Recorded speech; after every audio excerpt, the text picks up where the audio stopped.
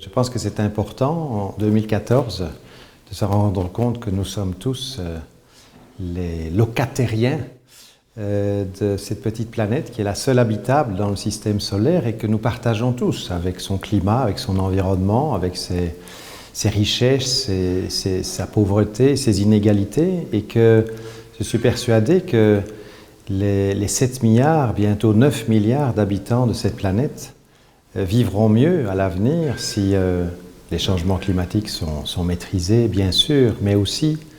si le développement durable, qui implique la justice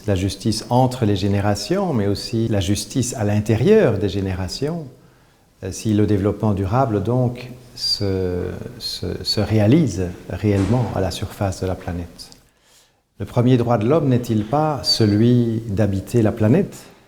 une planète en bon état, une planète qui soit en aussi bon état aujourd'hui qu'au moment où nos enfants seront grands? Est-ce que le premier droit de l'homme, ce n'est pas de pouvoir manger à sa faim, de pouvoir s'exprimer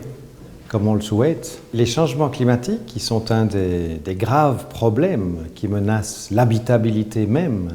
de la planète au XXIe siècle, sont un facteur de plus qui vont rendre plus difficile la vie à la surface de la planète, surtout dans des régions qui sont déjà exposées aujourd'hui au sous-développement, à la pauvreté, aux inégalités. Et donc, on va sans doute, à l'avenir, voir de plus en plus de réfugiés pour de multiples raisons, mais réfugiés pour lesquels les changements climatiques, les sécheresses, les difficultés dans le domaine de la sécurité alimentaire, par exemple, vont constituer un problème supplémentaire. Et donc, des réfugiés climatiques, ce sont malheureusement des personnes que nous allons rencontrer de plus en plus au cours du XXIe siècle si les changements climatiques ne sont pas maîtrisés. Et donc, c'est une des raisons pour lesquelles je pense que soutenir les voies de la liberté est important.